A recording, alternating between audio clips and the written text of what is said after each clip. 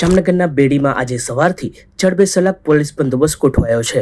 DYSP Jayvirsinh Jhala સહિતના અધિકારીઓની ઉપસ્થિતિમાં તંત્ર દ્વારા દબાણ હટાવ કાર્યવાહી હાથ ધરવામાં આવી છે, જે અંતર્ગત ગેરકાયદે બંગલાઓ પર બુલડોઝર ફેરવવામાં આવી રહ્યું છે। સંવેદનશીલ વિસ્તાર ગણાતા બેડીમાં દબાણ હટાવ કાર્યવાહી માટે જંગી પોલીસ કાફલો તૈનાત કરવામાં આવ્યો છે અને લોખંડી સુરક્ષા વચ્ચે દબાણો ધ્વસ્ત કરવાની કાર્યવાહી હાથ ધરવામાં આવી છે।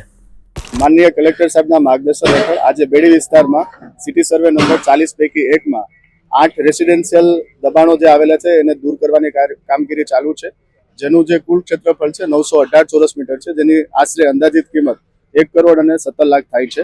અને જે સિટી સર્વે નંબર 40 પૈકી 1 છે એની કુલ અંદાજિત કિંમત 16 કરોડ અને 50 લાખ થશે। આજે દબાણ દૂર થતા આખો સિટી સર્વે નંબર 40 પૈકી 1 જે છે એ સાફ થઈ ગયો છે। સરકારી જમીન હતી।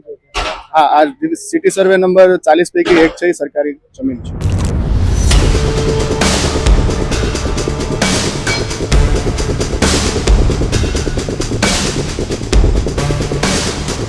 આજે જામનગર સિટી બી પોલીસ સ્ટેશનની હદ વિસ્તારમાં બેડેશ્વર એરિયામાં આજે જે કુખ્યાત સાઈચા ગેંગ જેના ઉપર कुछ समय पहला में गुजसी टॉकना गुना एनी टोलकी ઉપર દાખલ કરવામાં આવેલા હતા।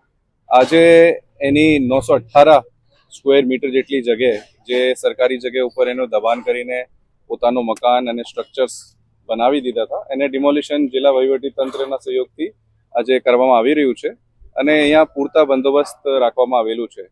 હું કહેવા માંગુ છું કે એ જો સાઈચા ગેંગના સાગરીતોએ જે સરકારી જમીન ઉપર કબજા કરેલા હતા એની કુલ કિંમત જે આજે ડેમોલિશન થઈ રહ્યું છે એની કુલ કિંમત અંદાજિત 1.25 કરોડ રૂપિયા છે અને ભૂતકાળમાં પણ જે ડેમોલિશન પોલીસ દ્વારા કરવામાં આવેલું છે એની કુલ કિંમત આજ દિન સુધી અગર જોવા જઈએ તો લગભગ 17 કરોડ રૂપિયા જેટલી છે। સચોટ સમાચારો સૌથી ઝડપી મેળવવા માટે અમારી ચેનલને સબસ્ક્રાઇબ કરો।